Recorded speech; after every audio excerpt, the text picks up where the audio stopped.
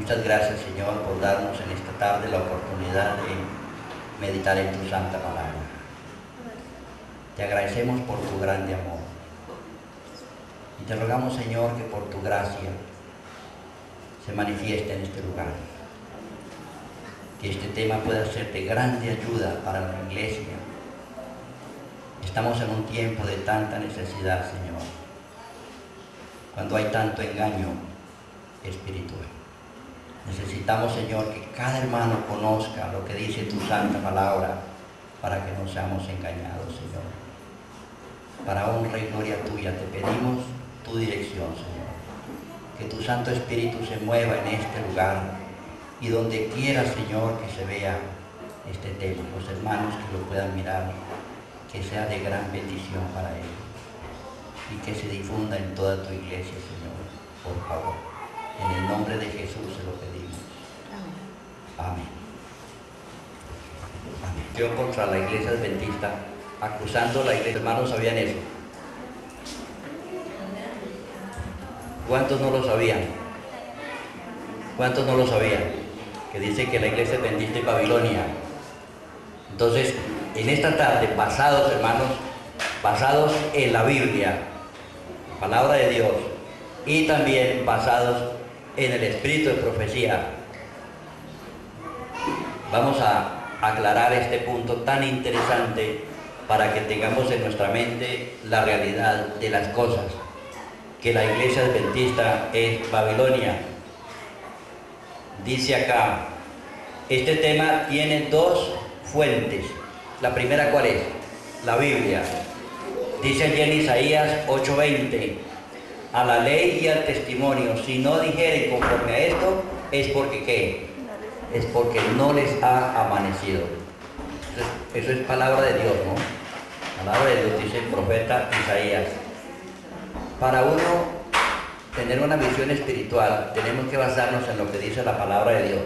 Primeramente, a la ley y al testimonio, o sea, lo que dice lo que dijo, aparte de lo que dice la Santa Ley, lo que dicen los profetas, lo que dijo Jesús, lo que dijeron los santos apóstoles en su santa palabra. Tiene que tener una base firme en la Biblia. Si no se basan en esto, dice que es porque están en tinieblas, no les ha amanecido. Ahí aparece la ilustración, la Santa Biblia.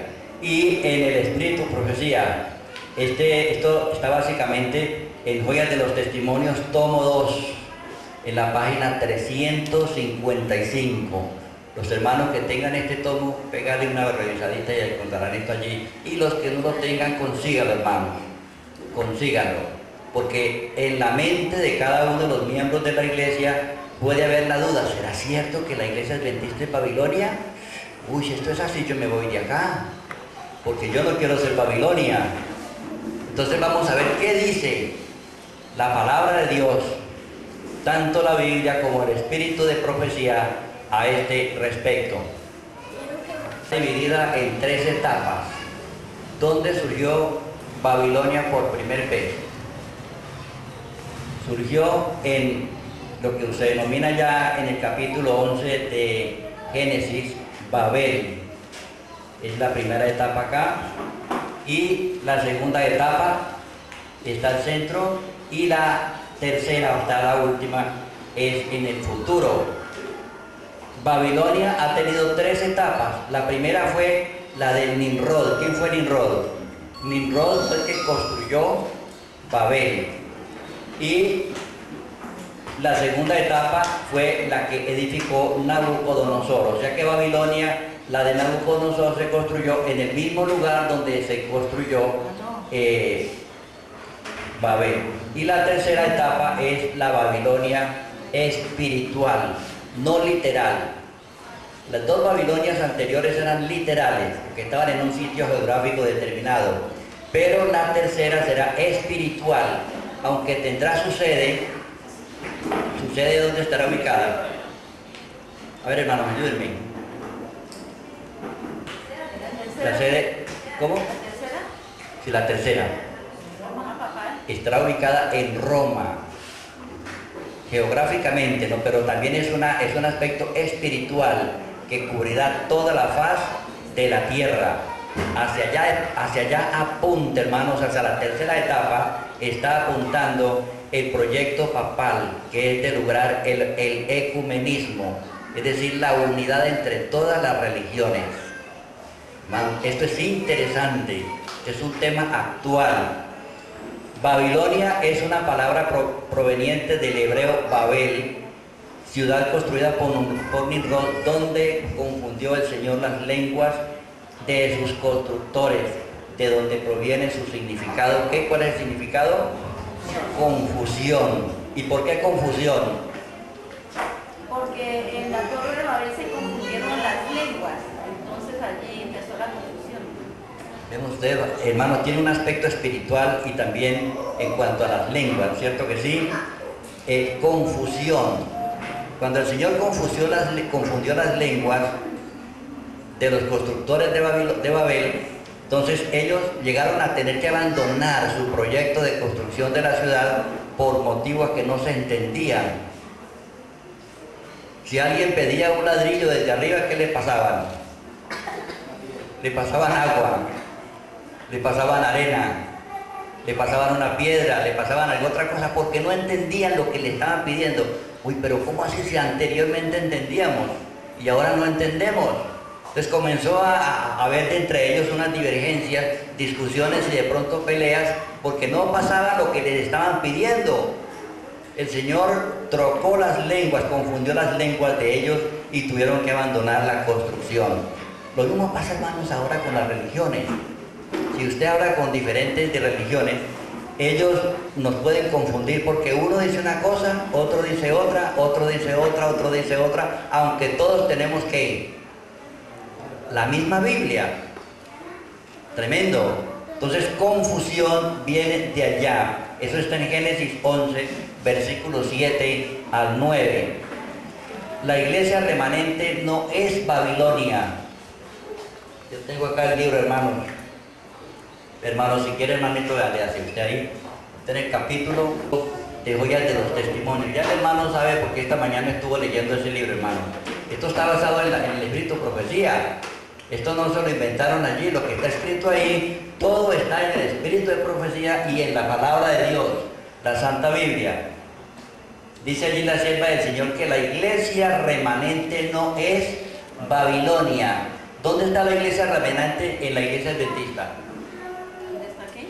Dentro de la iglesia remanente. Sabemos nosotros que la iglesia adventista, todos los que estamos aquí no vamos a ser salvos. ¿Pero por qué? No solamente los oidores, sino los hacedores. Porque el Señor dice ya en una de las parábolas que en la iglesia hay cizaña y hay ¿qué? Y hay trigo. Hay cizaña y hay trigo. ¿Cierto? Entonces, a medida que vayamos estudiando la palabra de Dios, dice allí, deseo recalcar que a medida que avancemos en el estudio, usted descubrirá que dentro de la iglesia adventista está que el remanente. Ahí estamos mezclados los unos y los otros. ¿Quién de ustedes quiere formar parte de la cizaña? Yo no quiero formar parte de la cizaña, yo quiero ser el remanente. O no él, sino formar parte del remanente. Pero para formar parte del remanente, ¿qué tengo yo que hacer? Ser trigo y no pan. Eso. ¿Qué tengo yo que hacer, hermano, para formar parte del remanente o para ser trigo?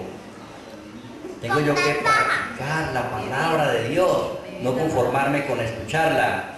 Y a pesar de las falencias que existan dentro de la iglesia, permanece dentro de la iglesia. Estamos, hermanos, a pesar de las falencias, las dificultades, los defectos que tenga la iglesia, el hermano que es fiel no debe salir de la iglesia para formar un grupo aparte. Debe permanecer dentro de la iglesia, porque ese es el plan de Dios. Dice que a pesar de que es el remanente y que es el grupo perfecto, dice que permanece dentro de la iglesia, no sale a formar un grupo aparte, porque la Biblia enseña que la reforma se debe practicar ¿dónde? dentro de la iglesia, hermanos. Esto debemos metérnoslo acá en la cabeza. Si usted quiere mejorar en su vida espiritual, no piense en abandonar la iglesia. Mejore su vida espiritual, pero dentro de la iglesia, hermanos.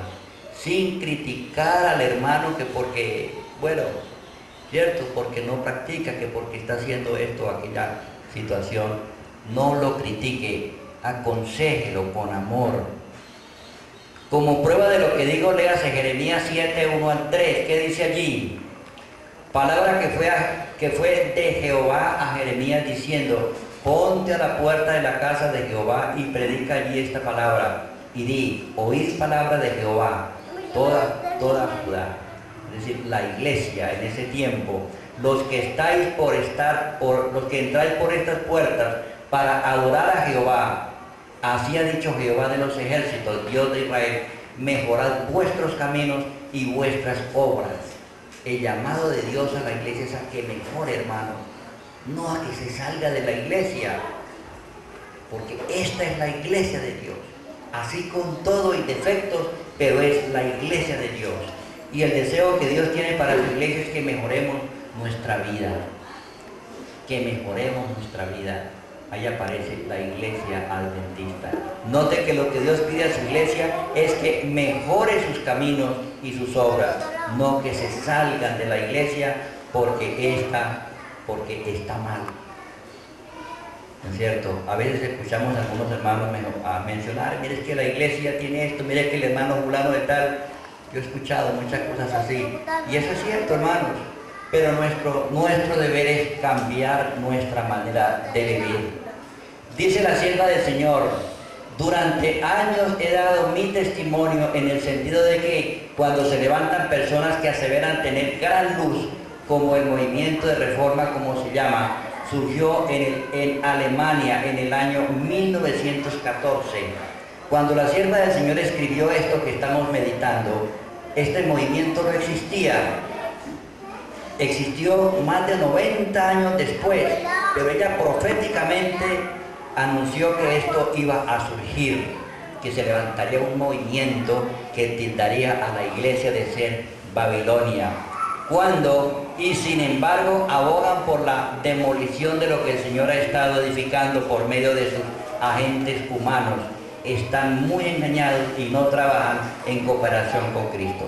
Hermanos, si un hermano tiene deseo de colaborar con la obra del Señor, su propósito debe ser, hermanos, apuntar hacia formas positivas en su vida, que sus palabras sean positivas, que no sean negativas, que no señalen los defectos de los hermanos, de los pastores, de los laicos, de los ancianos, de los directores de los diferentes departamentos, sino que nuestro propósito debe ser que mejorar en nuestra vida personal y a la vez inducir a otros con amor para que cambien su vida, para que mejoren su manera de vivir.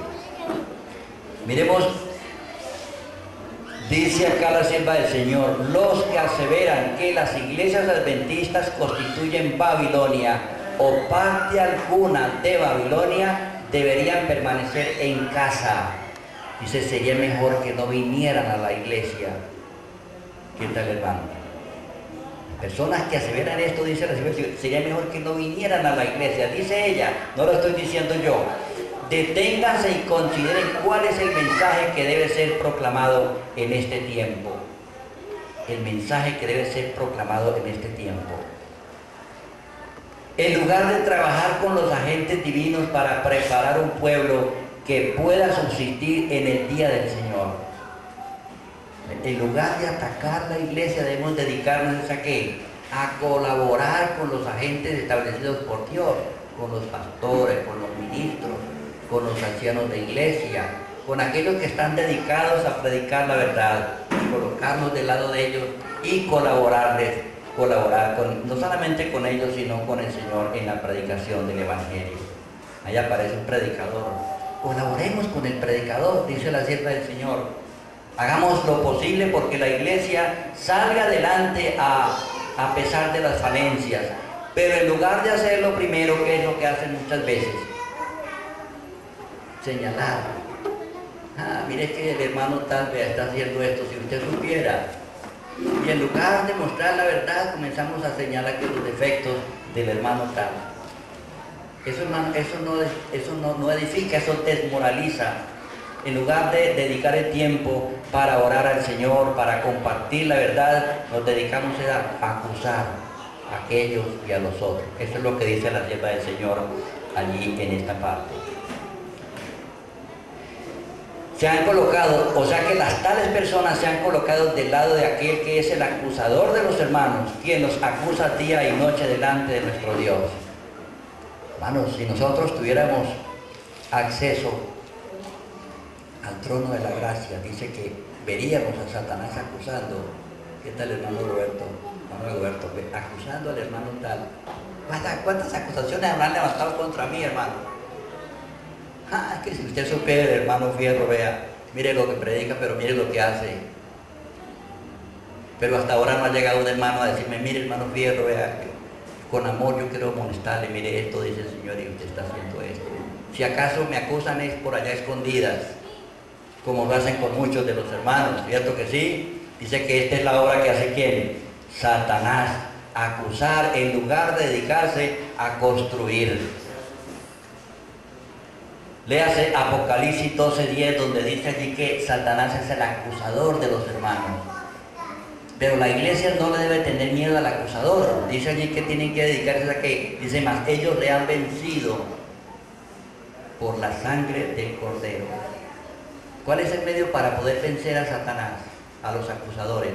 A través de la oración, a través de la palabra de Dios, ¿no es cierto? Pero no es enfrentarnos para saber quién tiene la verdad. No, hermano, no es así, porque cada uno debemos investigar la palabra de Dios y saber cuál es la verdad. Aunque existan males en la iglesia, y los habrá hasta el fin del mundo. Hermanos, en la iglesia hay males, dice la sierva del Señor. En la iglesia hay males, y hay que corregir eso. Hay que corregir eso, y eso le corresponde a cada uno, y lo sabrá hasta el fin del mundo. La iglesia ha de ser en estos postreros días luz para un mundo que está contaminado y desmoralizado por el pecado. Dios necesita una iglesia unida, que todos colaboremos unánimes en pro del mejoramiento de la iglesia y de la predicación del Santo Evangelio. Ahí encontramos como ejemplo en la imagen, ¿quién es el mayor ejemplo, hermanos? Cristo Jesús. Él se rebajó de su grandeza, de su gloria, para servir, ¿no es cierto? Pero nosotros muchas veces no queremos servir, sino que ser servidos. La iglesia debilitada y deficiente, que necesita ser reprendida, amonestada y aconsejada, es el único objeto de esta tierra al cual Cristo concede su consideración suprema. Dice que la iglesia está debilitada y es una iglesia deficiente, porque somos humanos, hermanos. Estamos luchando por cambiar nuestros caracteres, por cambiar esto o aquella situación que nosotros hemos vivido durante toda nuestra vida. Desprendernos, hermanos, del pecado no es cosa fácil, porque está tan impregnado en nosotros, estamos pegados allí, que a veces no queremos desprendernos. Dice que no olvide las deficiencias que habían en la iglesia apostólica, cuando Jesús personalmente estaba al frente. Si habían falencias en la iglesia apostólica, cuando Jesús era el director, era el predicador personal, y habían estas cosas. Pero yo no he encontrado, hermano, yo no sé si ustedes de pronto podrán citarme un texto donde demuestre que el Señor le llamó la atención a alguno de sus discípulos porque estaba practicando el mal.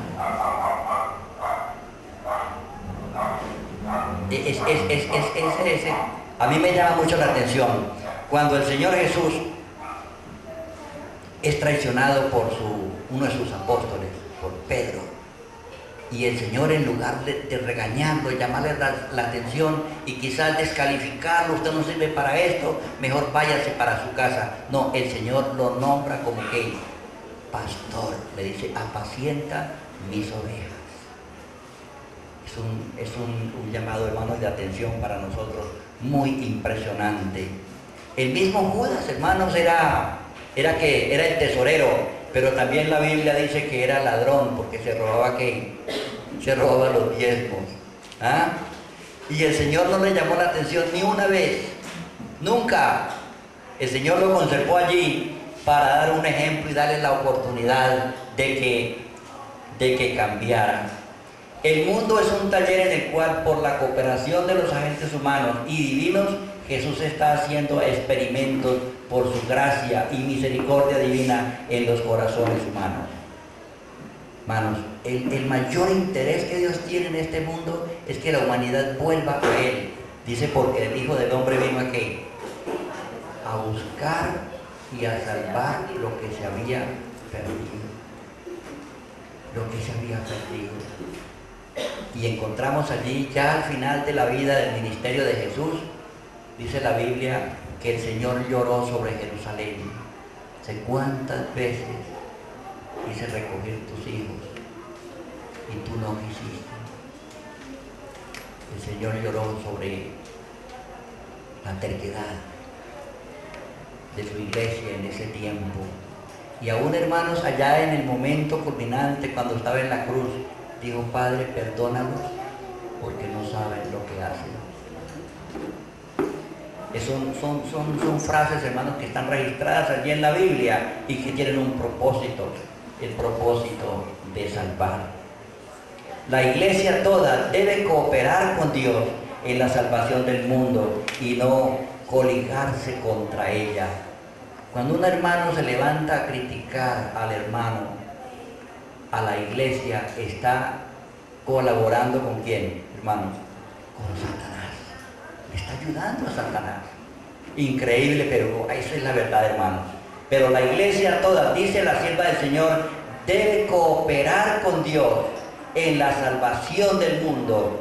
Alguien de afuera está hablando mal de la iglesia muchas veces. De pronto nosotros decimos: ay, si usted tiene razón, porque mire que el pastor hace esto, mire que el hermano tal hace aquello otro. Estamos colaborando, estamos destruyendo la misma iglesia. Debemos colaborar con nuestro Dios en la salvación, no solamente de la iglesia, sino del mundo. Dice, hermanos, esta parte aquí tan interesante, que los ángeles se asombran al contemplar la transformación del carácter realizada en aquellos que se entregan a Dios. Los ángeles se asombran el poder de Dios tan maravilloso cuando personas que antes llevaban una vida desordenada, en desobediencia a Dios, y cuando conocen la verdad, dice que comienzan a cambiar, se transforman, y ahora ya no dedican su vida para el mal, sino ¿para qué? Para hacer el bien, para predicar la verdad y llevar a otras almas al conocimiento de la verdad. Dice que expresan su gozo en canto de arrobada alabanza a Dios y al Cordero. Los cantan de alabanza al mirar cómo personas que antes hacían esto o aquello, ahora ya no lo hacen, sino que son personas transformadas. Ellos se gozan al ver aquellas reuniones donde están muchas personas estudiando la Biblia. Yo me imagino que los ángeles estarán felices en este momento al ver este grupito humilde de hermanos aquí congregados todos y que estamos interesados en mejorar en nuestra vida cristiana. A través de la Biblia Dios nos muestra nuestros defectos, nuestras falencias, y nos muestra en contraposición el carácter maravilloso de Dios. Ven a aquellos que son por naturaleza hijos de la ira, los ven convertirse y llegar a ser colaboradores con Cristo para traer almas a Dios. Esa debe ser la meta de cada creyente, hermano, de cada hijo de Dios. Traer almas a la iglesia, pero no separarlas de la iglesia, no llevarlas de la iglesia. Un verdadero hijo de Dios dedica su tiempo a compartir la palabra de Dios conforme Él lo ordenó. Mateo 28, 19. El Señor les dice: toda potestad me es dada en el cielo y en la tierra, después de que resucitó. Por tanto, ir por todo el mundo y predicar el evangelio a toda criatura. Hermanos, tremendo. Y los discípulos salieron a predicar la palabra de Dios. Y dice, dice la Biblia que en solamente 30 años, me parece que es el Espíritu de Profecía donde yo encontré eso, Espíritu de Profecía, dice que en 30 años ellos habían cubierto toda la faz de la tierra del mundo conocido en ese tiempo, hermano. En 30 años evangelizaron todo el mundo en ese tiempo. Era tal el amor de ellos, cumplieron la orden de Dios, hermano. Y yo no encuentro que los discípulos ahora estaban, antes de la muerte de Jesús, estaban era buscando los mejores puestos en la iglesia, hermana, los mejores puestos en la iglesia, querían uno ser superior al otro. Pero después de que Jesús muere, y ahora ya ellos comprenden el plan de salvación, el Rey de Reyes, el Creador del universo, hermanos, se había humillado a tal punto que había dado su vida por el hombre, y ellos buscando puestos, esto no se entiende. Entonces ahora ellos querían ocupar el puesto más humilde. ¿Quién fue el director de la iglesia, hermanos, en la era apostólica? Cualquiera creería que era Pedro. ¿Quién fue el director de la iglesia? ¿Fue, hermana? ¿Perdón? No. ¿Cómo que me dijeron para allá? ¿Santiago? Sí, Santiago fue el director de la iglesia, él fue el anciano de la iglesia. El anciano de la iglesia en la era apostólica. Y por eso fue que le dieron muerte, hermano. Ustedes se encuentran ahí en Hechos capítulo 10, me parece, donde dice que a él lo mataron con una lanza, al director de la iglesia. Si alguien viene aquí a atacar la iglesia, ¿quién es que van a buscar? ¿A quién es que van a buscar? Al pastor. ¿Quién es el anciano de iglesia aquí? Primero que buscan es al pastor o al anciano. ¿Ah? Tremendo, hermano. Ellos no van a buscar al hermano más humilde, buscan es la cabeza. La cabeza. Primero le dieron muerte a Esteban, y el segundo mártir de la iglesia fue ¿quién? El que ustedes mencionaron, Santiago, registrado en la palabra de Dios. Miremos, ven a aquellos que estaban en tinieblas transformándose en luces que resplandecen en medio de la noche moral de esta generación perversa.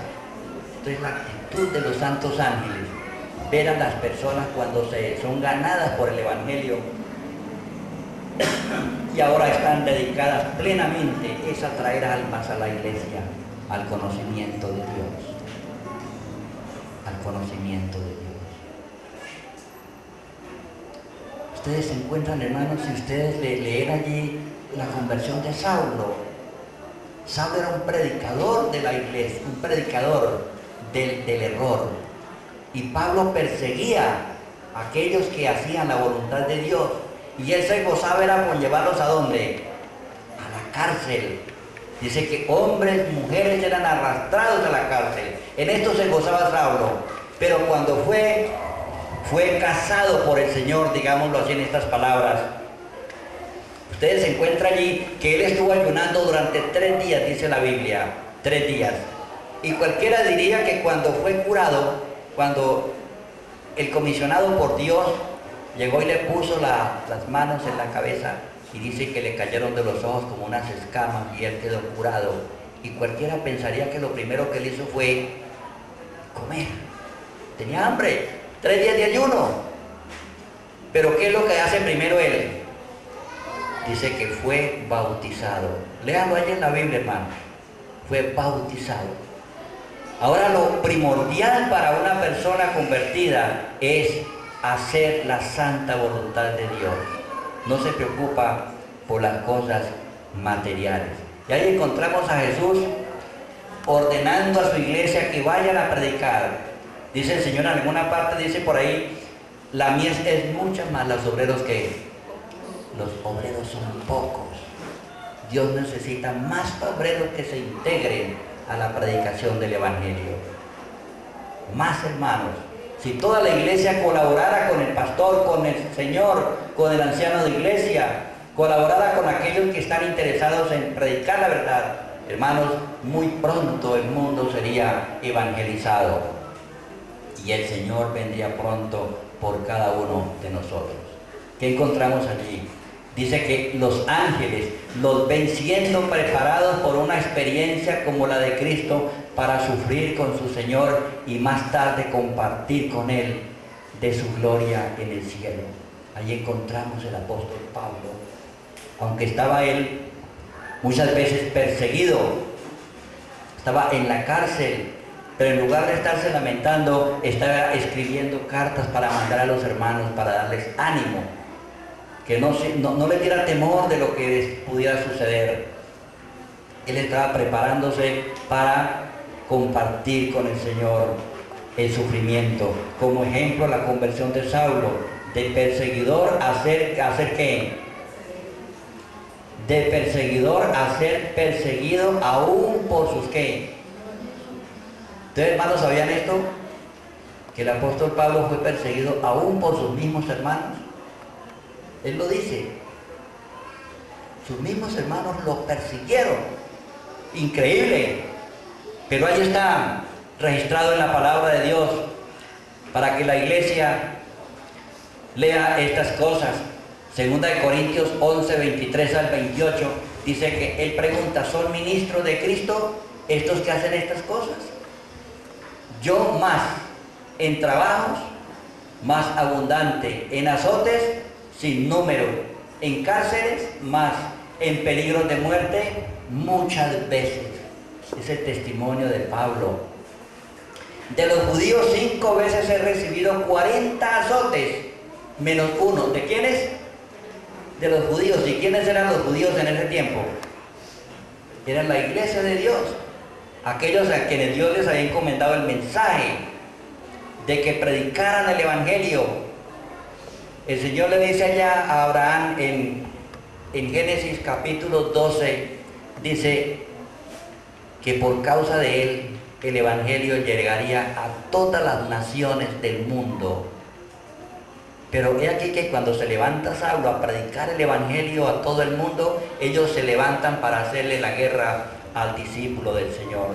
Dice que 3 veces he sido azotado con varas, 1 vez fui apedreado, 3 veces he padecido un naufragio, 1 noche y 1 día he sido náufrago en el mar, en caminos muchas veces, en peligros de ríos, peligros de ladrones, peligros de los de la nación, sus mismos paisanos, digamos así, peligros de los gentiles, de los de afuera de la iglesia, peligros en la ciudad de Jerusalén, peligros en el desierto, peligros en el mar. Y aquí dice también peligros de falsos hermanos, en trabajos y fatigas, en muchos desvelos, en hambre y sed, en muchos ayunos, en frío y desnudez. Todo esto fue la experiencia del apóstol Pablo después de que se convirtió. Y estos sufrimientos que le vinieron, aquí él mismo lo registra, que fueron ocasionados por los mismos de su nación y los mismos de la iglesia. Hermanos, tremendo esto. Entonces allí dice: ¿estos que me han perseguido son ministros de Cristo? No, estaban haciendo la obra de ¿quién? De Satanás, porque estaban impidiendo el avance de la obra de Dios, impidiendo que muchas almas se consagraran a Dios. No, si esto es así, yo mejor no me entrego al Señor, porque entonces pues me encuentro mejor aquí en la casa donde estoy. Y además de otras cosas, dice él, lo que sobre mí se añade cada día, la preocupación por todas las iglesias. Pablo era una persona consagrada, hermanos, a la oración, al estudio de la Biblia y a la propagación de la verdad. 3 cosas que hacía Pablo. Dice que ayunaba, oraba, estudiaba y propagaba la palabra de Dios. Él no se ponía a mirar los defectos del hermano tal. Es que el hermano Santiago, mire cómo vive, vea. Mire que el hermano ¿qué? ¿Cómo era que llamaba el que negó a Jesús? Yo les pregunto para que estén en la onda, ¿no? El Pedro, ¿cierto que sí? Ay, pero mire cómo Pedro fue, vea lo que hizo Pedro. No, él se olvidó de estas cosas, aunque era una realidad, pero él dedicaba su vida, era hacer progresar la obra de Dios. Y dice, contrasta esta actitud de los falsos hermanos, que en lugar de apoyar la obra que realizaba la iglesia de Dios en el mundo, no hacen lo que hizo Cristo. Aunque tenía suficiente motivo para hacerlo, no le reclama, no lo regaña, no lo saca del ministerio. Por el contrario, le dice, Simón, hijo de Juan, ¿me amas más que estos? Si esto es así, apacienta mis corderos, apacienta mis ovejas. Qué ejemplo tan grande para nosotros, hermanos. Encontramos el ejemplo de Jesús, pero parece que los hermanos que atacaban a Pablo no habían leído esto, o se hacían los de la vista gorda. Continúa diciendo la sierva del Señor, Dios tiene en la tierra una iglesia que está ensalzando la ley pisoteada y presentando al mundo al Cordero de Dios que quita los pecados del mundo. ¿Esto qué lo hace, hermanos? La iglesia adventista, hermanos. Esto es lo que está haciendo la iglesia adventista, levantando la palabra de Dios, exaltando la santa ley ante el mundo. Pero no falta quien la ataque para frenar la obra del avance de la obra de Dios. Esta es la obra que tiene que realizar usted y yo. Allí encontramos la iglesia, es la depositaria de las riquezas de la gracia de Cristo, y por la gracia se manifestará finalmente la revelación final y completa del amor de Dios al mundo, que ha de quedar iluminado por la gloria. La iglesia adventista está llamando la atención actualmente al mundo, hermanos, sobre todo en cuanto a la importancia de la observancia del Santo Sábado como día de reposo. Y llamando la atención al mundo que el día que han puesto allí como instituido para reposo es un día falso. ¿Cuál es el que aparece allí en lugar del sábado? Allá aparece el domingo, hermano. ¿Y por qué la iglesia hace esto? Porque algún hermano se levanta y dice estas cosas, no faltan los opositores. Y se le tilda de que es Babilonia, de que es Babilonia. La oración de Cristo de que su iglesia fuera una, como Él y el Padre eran uno, quedará finalmente contestada. Hermanos, lo que el Señor más se preocupaba al final de su ministerio, lo revela. Oró a su Padre: Padre, oro porque todos estos permanezcan ¿qué? Unidos. Eran 12 hermanos, 12, y ellos tenían diferentes caracteres, pero el Señor deseaba que ellos permanecieran unidos, que se amaran, que se estimaran, que se respetaran. Hermanos, si nosotros miramos, por ejemplo, los dedos de la mano, ¿son iguales? Son diferentes, son uno más largo que el otro, pero a pesar de que no son iguales, ¿no pertenecen a la mano? No, todos pertenecen a la mano. Así también la iglesia, hermano. Hay diferencia de caracteres entre los que estamos dentro de la iglesia, pero a pesar de eso, hermanos, somos la iglesia de Dios y debemos permanecer unidos. Yo encontraba por ahí en un texto del Espíritu de Profecía, dice que en un árbol no hay dos hojas iguales. No sé dónde leí yo eso. No hay dos hojas iguales en un árbol donde hay miles de hojas. Ahora que no se diga en la iglesia. Pero a pesar de esas diferencias, hermanos, debemos permanecer ¿qué? Unidos. Unidos. El Señor llora, los ángeles sufren cuando nosotros nos desunimos. Eso lastima la obra de Dios. Dice que será concedida una rica porción del Espíritu Santo, y por su constante provisión a los hijos de Dios, ellos llegarán a ser testigos del poder de Dios para salvar. Pero ¿cuándo se realiza esto? Cuando la iglesia trabaja ¿qué? Unida. Cuando la iglesia trabaja unida. Cuando hay desunión en la iglesia, hermanos, estos proyectos del Señor se vienen a pique. No se pueden practicar, no se pueden llevar adelante, no se pueden ejecutar.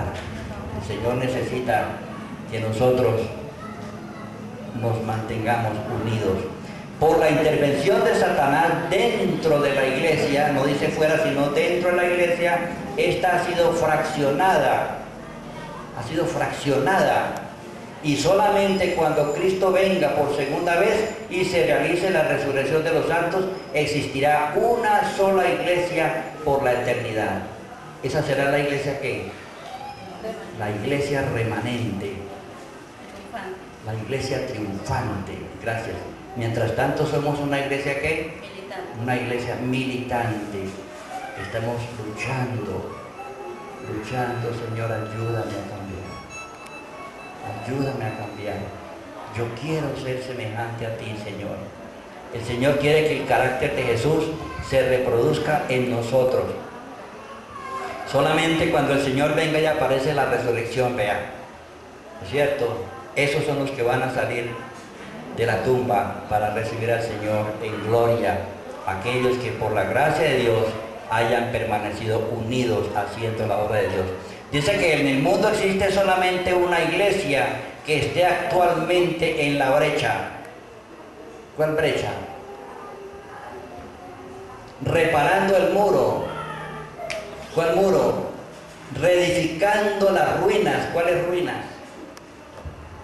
Hermanos, en la ley de Dios se han hecho algunas brechas, ¿cierto que sí? En lugar del sábado pusieron el domingo. Por ahí hay un tema, hermanos, donde aparece todo lo que hicieron con la santa ley de Dios. La santa ley de Dios quitaron el segundo mandamiento. ¿Cuál dice el segundo mandamiento? No tendrás imágenes delante de mí. Ese mandamiento lo sacaron. Y al sacar ese, ¿cuántos quedaban? Quedaban 9. Entonces, para llenar el vacío del segundo, corrieron el tercero para el segundo, el cuarto para el tercero, el quinto para el cuarto, y así hasta que llegaron a los 9. Pero sucede un problema. Cuando llegaron a los 9, entonces les faltaba uno. Como sacaron uno, ¿cuántos quedaban? 9. Entonces, ¿qué hicieron para completar los 10? Dividieron el décimo en 2. Los hermanos que no sabían esto, pónganle cuidado. El décimo mandamiento lo dividieron en 2. Noveno, no desear la mujer del prójimo. Décimo, no codiciar los bienes ajenos. Y completaron los 10. ¿Eso cómo se llama? Astucia. ¿Astucia de quién? De los astutos, de Satanás. De Satanás. Eso es astucia de Satanás, hermano. Astucia de Satanás. Pero el Señor dice, el Señor Jesucristo dijo que ni una jota ni una tilde debía de ¿qué? De quitarse de su santísima ley. Dice que los muros caídos en la ley de Dios están siendo reparados por la iglesia adventista. Hermanos, esta tarea no es fácil. Ustedes no han leído allá cuando el pueblo de Israel regresó de la esclavitud en Babilonia y comenzaron a reparar los muros, a reparar el templo y a construir la ciudad. ¿Se levantaron qué? Opositores. Se levantaron opositores. Eso está ahí, hermanos, en la Biblia, léanlo allá. En la Biblia. Se levantaron opositores. Entonces, esto es lo que está pasando con la iglesia actualmente, hermanos. Mientras que usted consagra su vida para reparar los muros que se han hecho, las brechas que se han creado, entonces se le califica de que usted está haciendo la obra de Satanás en lugar de la de Dios. Y cualquier hombre que llame la atención del mundo y de las otras iglesias a esta iglesia que está reparando los muros, denunciándola como Babilonia, hace una obra en armonía con la del acusador de los hermanos. Esto es tomado del Espíritu Profecía, hermanos. Lean ustedes allá en el texto que le estoy diciendo. Segundo tomo de Joyas de los Testimonios, página 355. Todo el capítulo. Todo el capítulo. Note la actitud acusadora de Satanás ante el tribunal de Cristo. Al siervo de Dios reconoce sus errores y confía en silencio en la misericordia de Dios. Ahí aparece en la imagen, aparece el trono de Cristo, aparece Satanás acusando a quién. Aparece Satanás, no sé si ustedes lo alcanzan a ver aquí. Aparece ahí el hermano, el creyente, está de rodillas, humildemente en silencio. Él no contesta una palabra, solamente confía en la misericordia de Dios. Esa puede ser la actitud suya o la actitud mía en un momento dado, pero debemos confiar en la misericordia de Dios. Si hemos fallado, de pronto Satanás tendrá razón, pero decimos: Señor, perdóname, yo me equivoqué. ¿Cómo se equivocó quién? Se equivocó Pedro. Pedro se equivocó, pero allí no levanta la voz, ¿no es cierto que sí? Ni Jesús lo acusa. Más bien el Señor lo asciende a la categoría de pastor de la iglesia. Léase Zacarías capítulo 3, versículo 1. Allá aparece donde Satanás estaba acusando al sumo sacerdote. Zacarías capítulo 3, versículo 1. Lean la Biblia, hermanos. No les decimos que leamos estos textos porque se nos va mucho el tiempo, aunque debiéramos hacerlo, ¿no? Es posible que se levanten de entre nosotros hombres que hablen cosas perversas, dice la sierva del Señor. Lea lo que dice Hechos 20:30. ¿Qué dice allí, hermanos? A ver, lean este texto, vamos a leerlo. Hechos 20:30. Y verá su cumplimiento exacto. Y de vosotros mismos se levantarán hombres que hablen cosas perversas para arrastrar tras sí a los discípulos. El apóstol Pablo dice esto a los hermanos en ese tiempo, despidiéndose de la iglesia. Les dice: quizás ustedes no verán más mi rostro. Vean el capítulo allí, capítulo 20, cuando el apóstol Pablo reúne a los ancianos de la iglesia y le da la amonestación, porque él se va y él sabe por inspiración que a él lo van a matar. Lo van a matar. Y les dice: en sus manos queda la iglesia, pero cuídenla, protéjanla, cuiden el rebaño, porque dentro de ustedes mismos se levantarán hombres perversos que no perdonarán al rebaño y llevarán hombres tras sí. Se levantarán doctrinas perversas para engañar a los hermanos. Hermanos, y esto es lo que está pasando precisamente en este tiempo. Esto no lo escribió la sierva del Señor allí por así. Entonces, cuando el apóstol Pablo dijo esto hace muchos años, se está cumpliendo actualmente como se cumplió en la época del apóstol. Aquí dice que expresen los mismos sentimientos que Satanás quisiera ver diseminados en el mundo acerca de los que guardan los mandamientos de Dios y tienen la fe de Jesús. ¿Cuál es el blanco central de Satanás? ¿Destruir qué? ¿Esa mujer quién es, hermano? La iglesia. La iglesia, destruir la iglesia. Ese es el plan de Satanás. Y con estas divisiones, ¿qué se hace? Se hace daño. En lugar de apoyar la obra de Dios con la unión, que es lo que Cristo desea, más bien se desune para apoyar la obra del adversario de Dios. Apocalipsis 12:17, que dice que el dragón se levantó contra la mujer y persiguió a la descendencia de ella. Específicamente cuadra la descendencia, él lo dice: los que guardan los mandamientos de Dios y tienen la fe de Jesús. Ahí especifica cuál es la iglesia de Dios: la que guarda los mandamientos.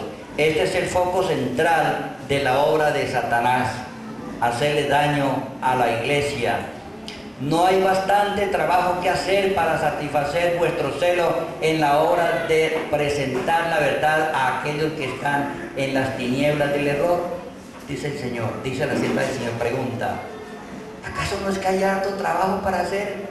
Mire, en Garzón, por decir algo, ¿cuántas personas no hay que no conocen la palabra de Dios?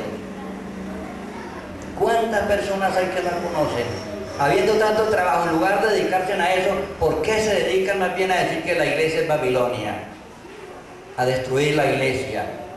¿Por qué? En lugar de hacer la obra de Dios, se dedican a qué? A acusar, a condenar, a señalar. A señalar. La obra de Dios puede hacerse, por ejemplo, atendiendo a muchas personas que no tienen comida,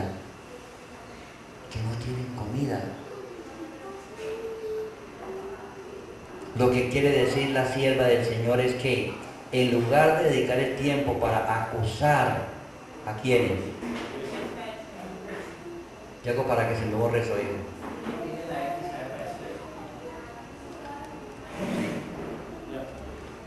En lugar de dedicar el tiempo para acusar la iglesia del Señor, más bien se dediquen a predicar la verdad a las almas que perecen. En lugar, hermanos, de hacer esto, dediquemos el tiempo para hacer crecer la obra de Dios. Como quienes han sido designados administradores de recursos y capacidades, habéis estado dando una aplicación errónea a los bienes de nuestro Señor al diseminar el error. En lugar de dedicar esos diezmos para hacer crecer la obra de Dios, más bien se invierten, ¿es para qué? Para hacer daño. En lugar de dedicarse para diseminar la verdad entre las almas que perecen. El mundo entero está lleno de odio hacia los que proclaman la ley de Dios. Está en vigencia y la iglesia leal a Jehová debe sostener un conflicto común. ¿Ven, hermanos? A veces salen hermanos de la misma iglesia y van a apoyar a los opositores de la iglesia. Eso es lo que dice la Biblia del Señor ahí. Eso se está realizando, hermanos. Porque no tenemos lucha contra sangre y carne, sino contra principados, contra potestades, contra señores del mundo, gobernadores de estas tinieblas, contra malicias espirituales en los aires. Efesios 6:12. La lucha espiritual es tremenda, hermano. Hay enemigos diseminados en todas partes que están estorpando la obra de Dios.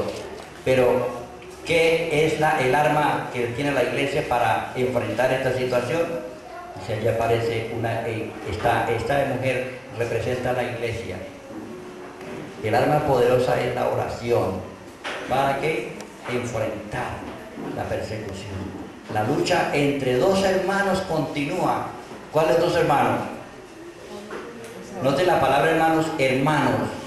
Caín aparentaba obedecer a Dios pero odiaba a su hermano Abel. ¿Cómo así? A Abel, que aparentaba amar a Dios, odiaba a su hermano, porque éste obedecía a Dios. Y en esta lucha espiritual, uniéndose con sus enemigos, intenta darle muerte nuevamente, acusándolo de ser ¿qué? Babilonia. Son extraídos del espíritu profecía. La lucha entre dos hermanos ahora ya no son hermanos de sangre como Caín y Abel, sino son dos hermanos espirituales. Pero ambos creen en Dios, pero están en pugna, haciéndole daño al que predica la verdad. Los que en sentido alguno se den cuenta de lo que significa esta guerra, no volverán sus armas contra la iglesia militante, sino que con todas sus facultades lucharán junto al pueblo de Dios contra la confederación del mal. Ahora en la parte final, hermanos, del tema, se define que hay una confederación, espíritus confederados, unidos para destruir el pueblo de Dios. Acordémonos del texto del apóstol Pablo, dice, y dentro de vosotros mismos se levantarán ¿qué? Hombres para engañar, dentro de vosotros mismos, hermanos. Esas ramificaciones que han salido de la iglesia adventista, no hace mucho surgió otra. Y sobre todo una hermana que yo trabajé mucho con ella, hermano, me ha dado mucha lástima.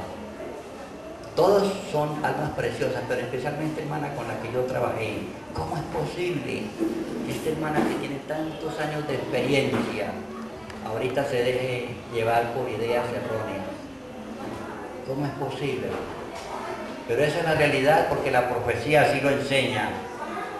Por lo tanto, hermanos, debemos nosotros permanecer en guardia, como se dice por ahí un dicho popular, ojo pelado, estar pendiente, ¿no es cierto? Que sí, permanecer en guardia. ¿Quiénes forman esa confederación contra la iglesia?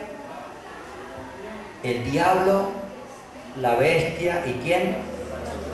Y el falso profeta.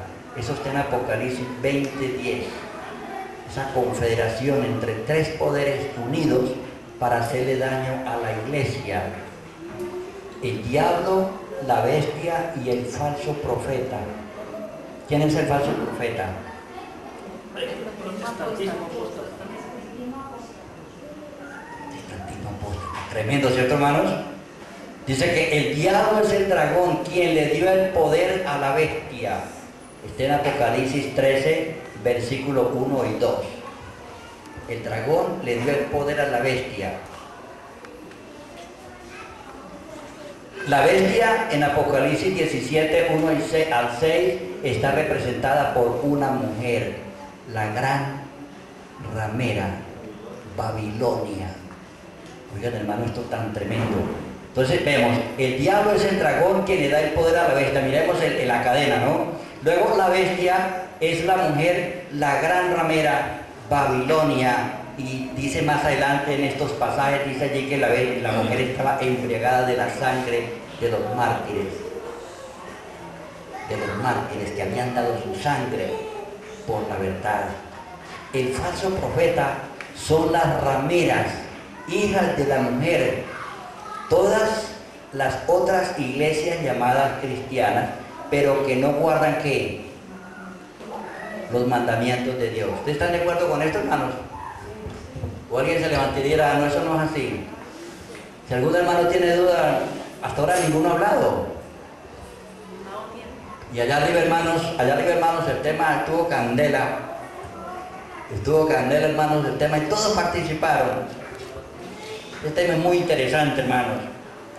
Miremos entonces el principio. Dice, el diablo es el dragón que le da el poder a la bestia. Apocalipsis 3, 1 y 2. La bestia es la mujer de Apocalipsis 13, de Apocalipsis 17, identificada como la gran ramera, la Babilonia. Y dice que también es la madre de ¿qué? De las rameras. ¿Cómo así? El falso profeta son las rameras, hijas de la mujer. Todas las otras iglesias llamadas cristianas, pero que no guardan los mandamientos de Dios. Estos guardan el día de reposo impuesto por la mujer. O sea, ¿cuál día? El domingo. Entonces, hermanos, ¿ustedes creen que esta iglesia, la iglesia adventista, es esta? ¿Qué dicen? Yo no encuentro, hermanos, que se parezca. Que la iglesia adventista no está imponiendo que el domingo es el día de reposo. Lo contrario, está levantando la Biblia para decir, no, señores, en la Biblia no aparece que el domingo es el día de reposo. Aparece ese santo sábado. Y tenemos pruebas, hermanos, desde Génesis hasta el Apocalipsis, donde que Dios exige la observancia de los santos mandamientos de Dios. Y allí en Santiago 2, 10 al 11, dice que el que desobedece un mandamiento es como que si lo desobedeciera todos. Entonces, ahí tenemos explicado, hermanos, quiénes forman parte de esta confederación.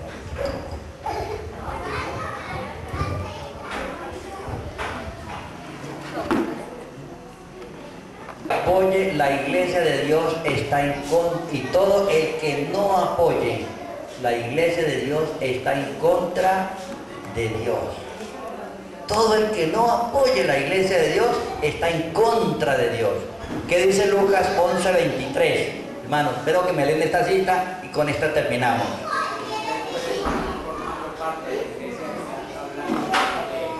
Pero ¿qué dice la Biblia, hermano? ¿Qué le dice allí el texto? Mayuri, ¿qué dice allá? Lucas 11, 23. Con este texto terminamos. Sí. El que no es conmigo, contra mí es. Y el que conmigo no recoge, desparrama. Se da cuenta, hermanos, todo el que no apoye la iglesia de Dios está en contra de Dios. El que no apoye la iglesia está en contra de Dios. ¿Ustedes recuerdan allá el caso de Pablo? Cuando Pablo perseguía a la iglesia y se le aparece el Señor y le dice, Pablo, ¿por qué me persigues? ¿Cómo así, Señor? ¿Quién eres? Dice, yo soy Jesús a quien tú persigues. Pero él no estaba persiguiendo a la iglesia. Pero en el fondo estaba persiguiendo a quién? A Dios. Dice, yo soy Jesús a quien tú persigues. Dice el Señor, el que conmigo no recoge, desparrama. El que no está de acuerdo conmigo, está en contra de mí. Porque usted no puede estar formando parte de la iglesia y estar hablando mal de ella. ¿Vemos? No coincide, hermano. Como si la esposa vive con la esposa, pero está hablando mal de la esposa. O la esposa está hablando mal del esposo. Eso no coincide. Debemos estar en común acuerdo. Eso es lo que enseña la palabra de Dios. Hermanos, mi deseo en esta tarde es que Dios nos bendiga, que este tema pueda haber quedado claro en nuestra mente, y si algún hermano tenga alguna duda, alguna pregunta, hermano, bien puede hacerla. Lo protegió. Note que la solución está en 2 puntos. ¿Cuáles 2 puntos serán?